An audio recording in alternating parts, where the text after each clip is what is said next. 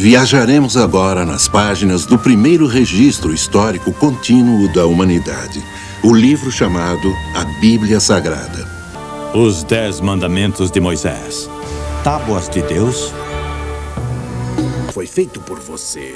Você é o herdeiro e sucessor de Moisés. As pessoas ficarão mais felizes adorando um Deus que possam ver. E tendo nós como conselho, a vida ficará mais fácil para você. Nós já explicamos tudo. Agora é hora de decisão. O que nos responde, Sr. Arão?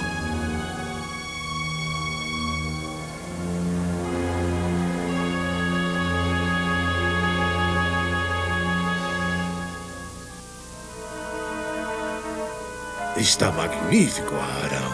Você se superou. É o que o povo precisa. O bezerro de ouro que Arão foi convencido a fazer era uma imagem do deus egípcio Apis.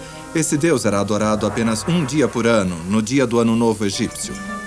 Era precedido por 5 dias de festejo, com o objetivo de trazer um ano novo próspero e seguro. Isso era o que os israelitas precisavam desesperadamente, temendo que Moisés tivesse morrido no Monte Sinai.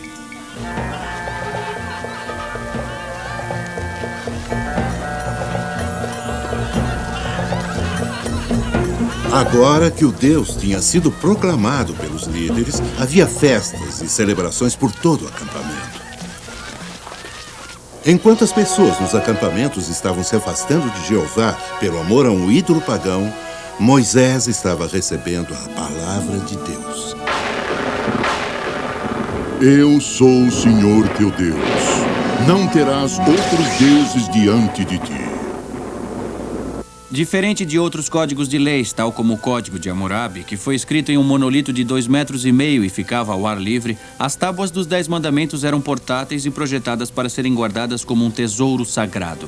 Embora os antigos monolitos, tábuas e relevos egípcios e babilônios fossem geralmente feitos em pedra calcária, rocha de sal e diorito, há fortes evidências de que as tábuas dos 10 mandamentos foram feitas de granito ou mármore, tipos de rochas encontrados em Jebel El Laus, no local do Monte Sinai, na Arábia Saudita. O coração de Arão estava perturbado, mas os conspiradores ficaram felizes quando Arão colocou o ídolo no altar de pedra. A blasfêmia deles estava completa.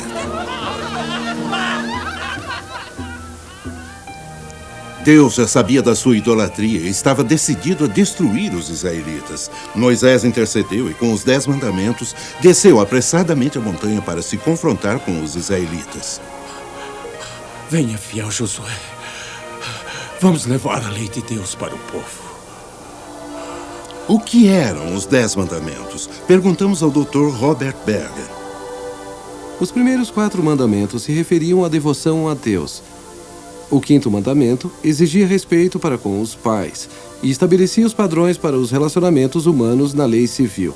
Assassinato, adultério e roubo eram incriminados nos próximos 3 mandamentos, indicando a sacralidade da vida, casamento e propriedade. Os israelitas não poderiam dar falso testemunho em tribunais. E por esse mandamento, a sacralidade da justiça foi estabelecida. O último mandamento exigia que o coração e a mente não cobiçassem as posses do vizinho.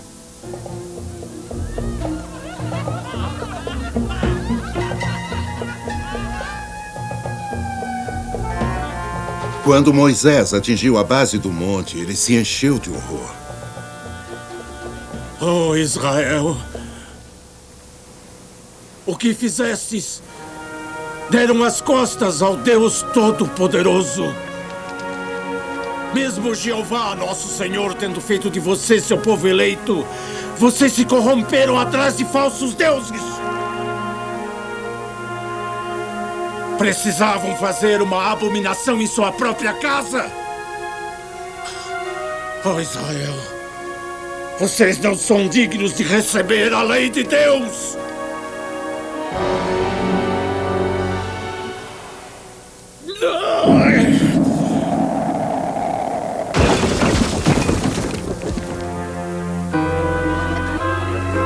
Morte aos idólatras! Todos os que seguem a palavra do Deus vivo, que se ergam agora, elimine-os do nosso meio! Ataquem agora pelo Senhor nosso Deus!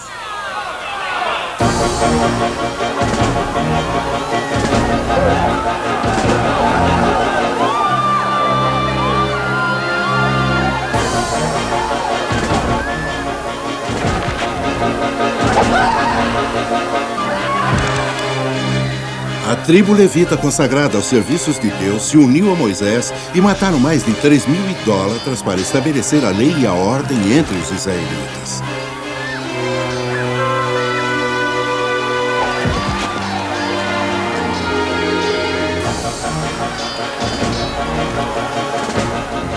Enquanto os fiéis sob Josué eliminavam os idólatras, Moisés destruía o bezerro de ouro.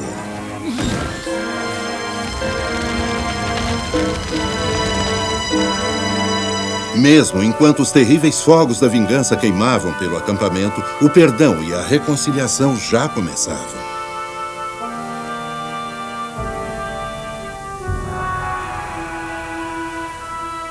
De acordo com a Bíblia, Moisés talhou um segundo conjunto de tábuas de pedra e novamente foi ao topo do Monte Sinai.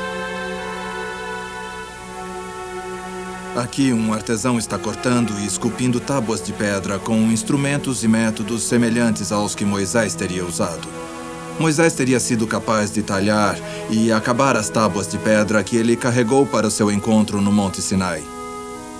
Esses 2 pedaços de granito, entalhados em Israel, são provavelmente uma réplica bem próxima das verdadeiras tábuas de pedra completas com os 10 mandamentos esculpidos nelas. Mas mesmo que possamos demonstrar a probabilidade das tábuas de pedra, existem controvérsias quanto ao lugar que coincida com a descrição do Monte Sinai na Bíblia. Não há evidências arqueológicas dos 12 diferentes supostos locais do Monte Sinai. De fato, nenhum dos locais sugeridos na Península do Sinai coincide com os requisitos da Bíblia. O tradicional local chamado Jebel Musa, localizado perto do Monastério de Santa Catarina, falha em todos os testes históricos, geográficos e arqueológicos. Esse local popular foi identificado no século III pela rainha Helena, mãe do imperador Constantino. Ela era uma mística que se empenhou em identificar lugares sagrados sem levar em consideração os fatos geográficos bíblicos. Algumas descobertas arqueológicas recentes e muito excitantes desviaram os cientistas dos locais tradicionais na Península do Sinai através do Golfo de Aqaba para um local intrigante na Arábia Saudita. Jebel el-Laus vai de encontro ao critério bíblico para a verdadeira montanha de Moisés. Primeiro, tem que ser localizada na antiga Madian, que é a atual Arábia Saudita. Segundo, na parte de trás da montanha, deve haver um vasto deserto como se vê aqui. Terceiro, deve ser localizada completamente fora do Egito e de seus territórios controlados, o que excluiria a Península do Sinai. Nenhum dos outros locais de montanhas propostos coincide com todos esses 3 requisitos, exceto Jebel el-Laus. Em 1988, viajamos pela rota do êxodo da ponta da Península do Sinai até a Arábia Saudita, usando a Bíblia e imagens do satélite para encontrar a rota certa. 33 quilômetros terra dentro, encontramos a nascente amarga de Mara, como mencionado no Êxodo 15. A amostra de terra nascente foi analisada quimicamente e mostrou conter ferro e sais dissolvidos, tornando-a muito, muito amarga. Continuando o trajeto, chegamos à fonte de águas claras mencionada no Êxodo 15:27. Aqui, cavernas estavam sendo escavadas por arqueólogos sauditas. Disseram que encontraram escritas nessas cavernas indicando que Moisés tinha ido para essa área e que as tumbas de Jetro, o sogro de Moisés, e Séfora, a mulher de Moisés, foram encontradas nessas cavernas. Provas arqueológicas importantes foram descobertas em Jebel el-Laus que apoiam os relatos bíblicos. Encontramos marcos de delimitação de pedra para afastar os israelitas da montanha.